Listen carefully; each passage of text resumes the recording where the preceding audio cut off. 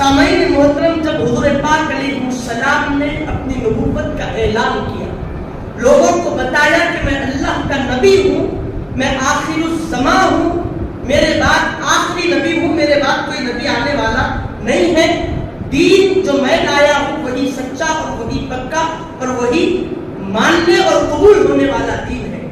جب لوگوں میں اعلان کیا کہ جن خداؤں کی تم مختلف خداؤں کی پوجا کرتے ہو اور جس خانہ کعبہ کے اوپر تم نے مکہ پر جو بتوں کو 360 بتوں کو لٹکائے رکھا اور جن کی تم پوجا کرتے ہو، جن کی عبادت کرتے ہو، سب باطل ہے، خدا کے علاوہ کسی کی عبادت نہیں ہوتی، خدا کے علاوہ کسی کی پرستش نہیں ہوتی۔ اگر کسی کو مانا جاتا ہے، کسی کو پوجا جاتا ہے اور کسی سے مدد لی جاتی ہے تو صرف ایک خدا ہے، اور اس ایک خدا کی طرف سے میں محمد رسول اللہ بھیجا گیا ہوں جو تمہارے سامنے اس خدا کا دین پہنچانے آیا ہوں۔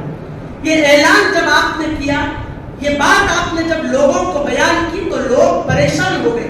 جس کو ہم امین جانتے تھے، جس کو ہم صادق جانتے تھے، جس کی بات کو ہم مانتے تھے، آج انہوں نے ہمارے دین کو باطل کر دیا، ایک نیا دین لے کر آئے، یہ کیسے ہو سکتا ہے؟ سارے لوگوں نے مخالفت کر دی، مگر پہلے حضرت ابوبکر صدیق نے مخالفت نہیں کی بلکہ موافقت کی، کہا کہ آپ سچ کہتے ہیں، میں آپ کے دین کو قبول کرتا ہوں۔ اسی طریقے سے کئی روایتوں میں آتا ہے کہ 41 مرد یکے بعد دیگر اسلام لائے، 11 خواتین، ایک روایت میں مختلف خواتین اسلام لائی۔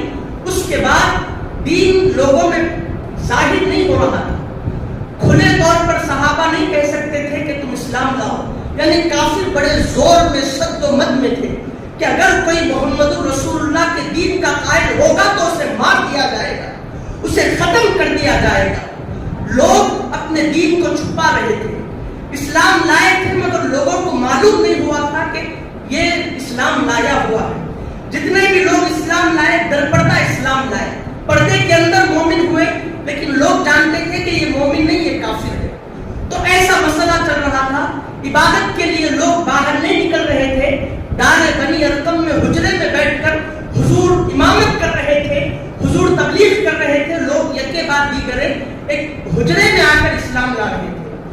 دین ابھی لوگوں میں اچھے طریقے سے آیا نہیں تھا، اب دین کو غلبے کی ضرورت تھی، دین کو، اللہ کے دین کو، اسلام کو قوت کی ضرورت تھی، اس کو ہمت کی ضرورت تھی کہ بغیر کسی رکاوٹ کے لوگوں کے سامنے آئینے کی طرح سامنے کھڑے ہو کر دین پھیلائے، لوگوں کو دین معلوم کرے۔ جس طرح مکے میں لوگ کھڑے ہو کر 360 بتوں کی پیروی کرتے تھے، ان کو پوجتے تھے، اس کا طواف کرتے تھے، اسی طریقے سے حضور بھی یہ ارادہ کر رہے تھے کہ دین بھی ایسے پھیلے۔ لوگ جس طرح جہالت کو قبول کر رہے تھے، اس کو پھیلا رہے تھے، ایسے ہی آمینہ کے لال نے سوچا کہ میرا دین جو میں اللہ سے لایا ہوں وہ اسلام خدا کا ایسے ہی لوگوں میں پھیلے۔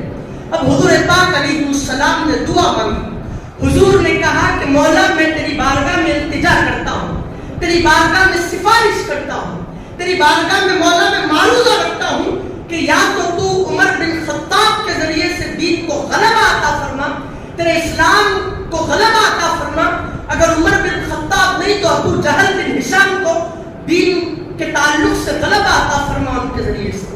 دونوں کا نام لیا، اپنے چچا ابو جہل بن ہشام کا نام لیا اور عمر بن خطاب کا نام لیا، ان دونوں میں سے کسی ایک کو چن لے اور دین کو غلبہ دے، دین کو قوت عطا فرما، دین کو ہمت عطا فرما۔ تو سامعین محترم، دوسری روایت میں یہ آتا ہے کہ آپ نے اللہ سے دعا مانگی کہ مولا عمر بن خطاب کے ذریعے سے دین کو غلبہ عطا فرما، کیونکہ وہ اپنے دین میں بڑے شد و مد تھے، بڑے زور پکڑے ہوئے تھے، لوگ ان کو سنا دیتے کہ ایسا ہو گیا ویسا ہو گیا، لیکن حضور کا یہ دعا مانگنا تھا کہ اللہ کے دربار میں فوری دعا قبول ہو گئی، فوری دعا قبول ہو گئی، اور چند دن کے بعد اللہ نے ایک منظر رچایا، اللہ نے ایک اسکرین دکھایا، یعنی دین کو عمر کو دین میں لائے کیسے، ایک پورا ایک سانچہ اللہ نے کھینچا۔ اب اس کو روایتوں میں نقل کیا جاتا ہے، عمر اپنے گھر میں بیٹھے ہوئے ہیں، لوگ آ کر کہتے ہیں کہ عمر دیکھو محمد نے ایسا دین پھیلایا، لوگ یکے بعد دیگر ہمارے دین کو گالیاں دین ایک وقت آئے گا کہ غلبہ پا جائے گا. عمر یہ کیا ہو گیا؟ عمر ہمارا آبائی دین جو باپ داداؤں سے چلا آ رہا ہے، جن 360 بتوں کی ہم پوجا کرتے ہیں، عمر دیکھو آج وہ دین ایسا لگتا ہے کہ ہمارا دین ختم ہو جائے گا. عمر بڑے غصے میں، عمر جلال میں، غضب میں حضرت عمر آ گئے. ننگی تلوار میان بھی ساتھ میں نہیں لی، بلکہ ایک تلوار اپنے ہاتھ میں اٹھا لی، اس کا دستہ ہاتھ میں پکڑ لیا اور گھوڑے پر غضبناک ہو کر سوار ہوئے. حضرت عمر مسمم ارادہ کر چکے تھے، گھوڑے پر سوار ہو کر حضرت عمر نکل رہے ہیں. تو سامعین محترم، بنو زہرا کا ایک آدمی سامنے مل گیا، عمر کو رکا دیا، کہنے لگا کہ عمر اتنے غضب میں، اتنے غصے میں، تمہاری آنکھیں غصے سے لال ہو گئی. عمر بتاؤ تو کہاں کا ارادہ ہے، بتاؤ تو کس کو مارنے جا رہے ہو؟ تو عمر نے کہا کہ بہت سن رہا ہوں کہ محمد نے اپنے دین کا بڑا ڈنکا بجا رکھا ہے، لوگ ہمارے دین کو چھوڑ رہے ہیں جو باپ داداؤں سے چل رہا ہے. معلوم ہوا کہ محمد اس دین سے لوگوں کو پھرا کر اپنے دین میں شامل کر رہا ہے. جیسے ہی اس بنو زہرا کے آدمی نے یہ سن رکھا تھا تو کہا کہ عمر اتنی ہمت ہے تمہارے میں، تم تو سوچ رہے ہو کہ ان کو قتل کرو گے، لیکن یاد رکھنا جب تم ان کو قتل کرو گے تو قریش قبیلہ اور ہمارا بنو زہرا کا قبیلہ کیا تم کو چھوڑے گا، تم کو باقی رکھے گا.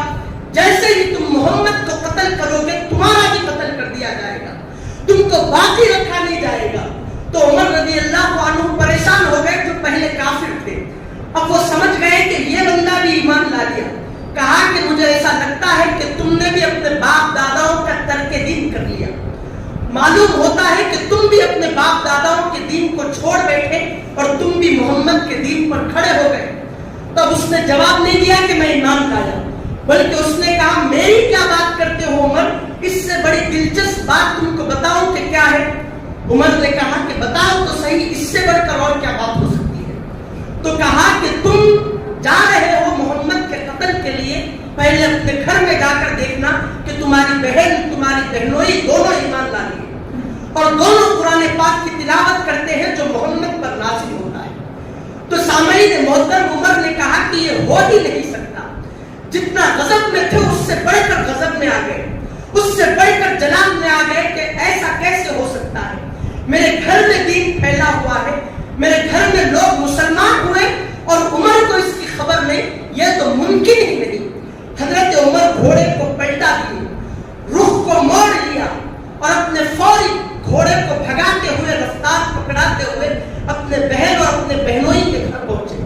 اس کی آہٹ حضرت خباب رضی اللہ عنہ نے آہٹ سنی. 3 لوگ موجود تھے، قرآن پڑھانے والا بھی تھا اور 2 بہن اور بہنوئی بھی تھے. حضرت خباب رضی اللہ عنہ نے جیسے ہی آہٹ سنی چھپ گئے. اور سامعین محترم، بہن اور بہنوئی کو معلوم ہوا کہ عمر آ رہے ہیں. اس وقت وہ قرآن پاک کی سورہ طٰہٰ کی تلاوت کر رہی تھی. اب انہوں نے اپنی تلاوت کو دھیمی کر دیا، آہستہ کر دیا. عمر نے دستک ماری، اپنے بہن اور بہنوئی کے گھر آ کر دستک دی کہ بہن کھولو دروازہ. اب بہن نے کیا کیا، صحیفے کو بند کر دیا اور الماری میں لگا دیا. اور اس کے بعد دروازہ کھولا تو عمر نے کہا کہ بتاؤ تو صحیح تم کیا پڑھ رہی تھی، تم کیا کر رہی تھی اپنے گھر میں بیٹھ کر. بہنوئی سے پوچھا تو انہوں نے کہا، بات کو ٹال کر کہا کہ نہیں، ہم تو بات کر رہے تھے، آپس میں ہم تو بات چیت کر رہے تھے، شاید کہ وہ تم کو سنائی دی ہوگی. حضرت عمر نے کہا نہیں، ایسا نہیں ہو سکتا، مجھے بتاؤ کہ تم کیا پڑھ رہے تھے اور کیا کر رہے تھے. میں نے اپنی کانوں سے آہستہ تمہارے پڑے ہوئے کو سنا. تو بہن نے بے خوف ہو کر کہا کہ عمر، ہاں ہم محمد رسول اللہ کے دین پر ایمان لائے ہیں اور ان پر جو کلام اللہ کا نازل ہوتا ہے اس کلام کی ہم تلاوت کر رہے تھے جو تمہارے کانوں میں آہستہ پڑا. تو حضرت عمر رضی اللہ عنہ غضبناک ہو گئے. بہنوئی نے جب یہ بات کہی تو غضبناک ہو گئے اور جیسے ہی بہنوئی نے کہا کہ عمر تمہارا دین تو بیکار ہے، جس دین پر عمر تم ہو وہ دین تو باطل ہے، اصل دین جو ہے وہ محمد رسول اللہ لے کر آئے ہیں، تمہیں بھی چاہیے کہ عمر تم بھی ایمان لا دو. جیسے ہی عمر نے اپنے دین کی مخالفت سنی اپنے بہنوئی سے تو نہیں دیکھا کہ وہ میرے بہن کا شوہر ہے، نہیں دیکھا کہ وہ میرا ایک رشتہ دار ہے، نہیں دیکھا کہ وہ میرا ایک بہنوئی ہے. جیسے ہی اپنے باطل دین کی مذمت دیکھی، فوری بہنوئی کو پکڑ کر تماچا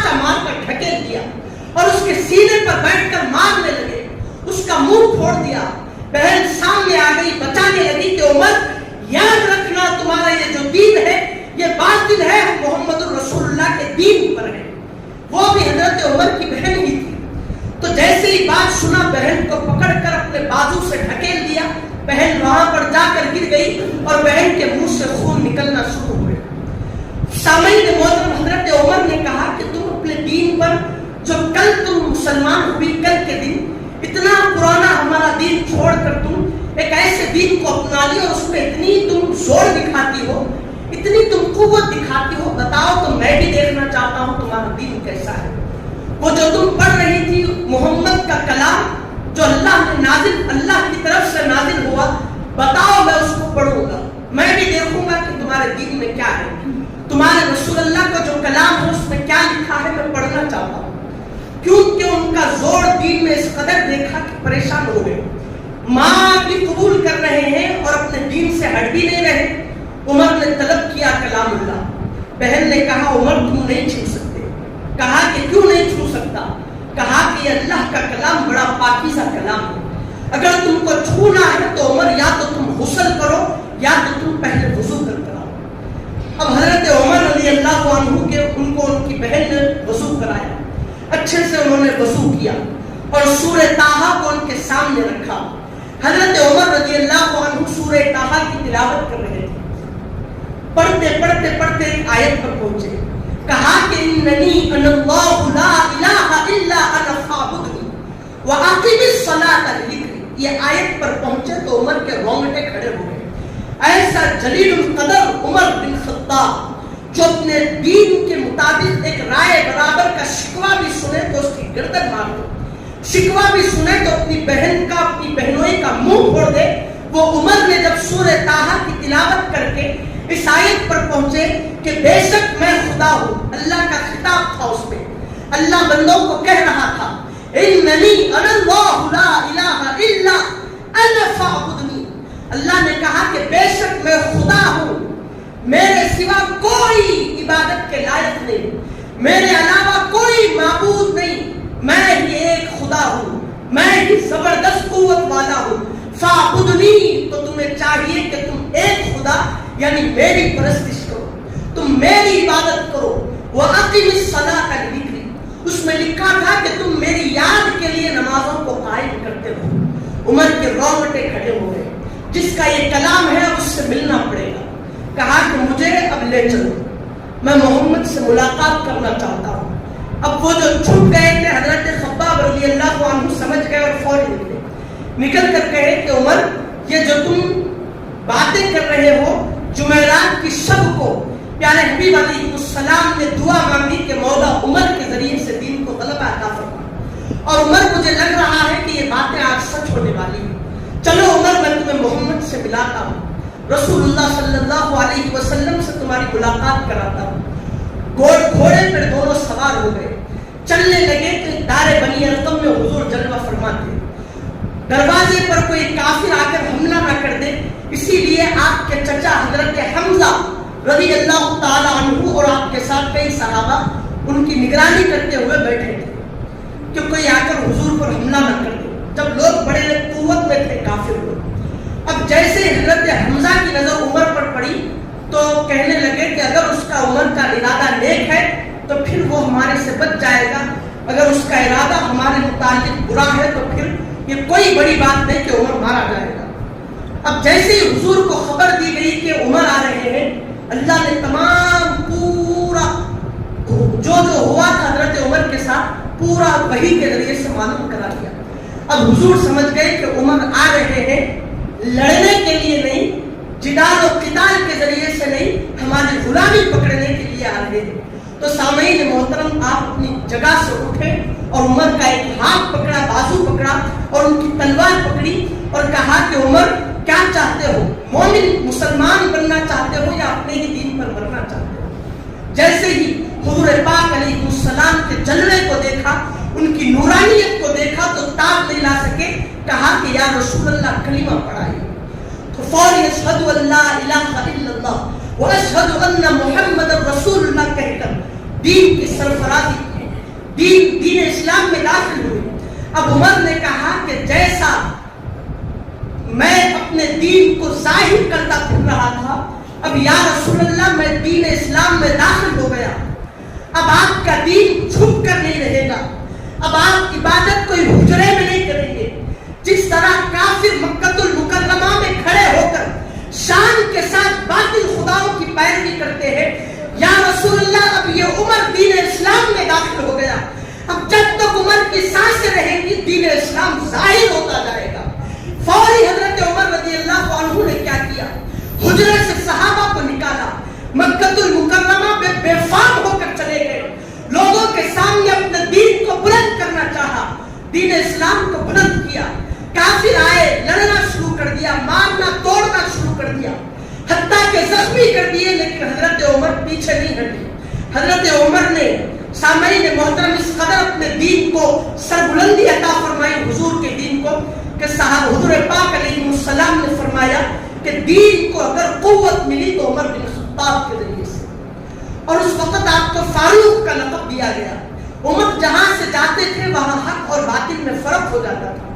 حضور نے کہا کہ عمر تمہاری یہ شان ہے کہ سرکش جنات اور شیاطین جب تمہارا نام سنتے ہیں تو تمہارے نام سے ڈر کر بھاگ جاتے ہیں۔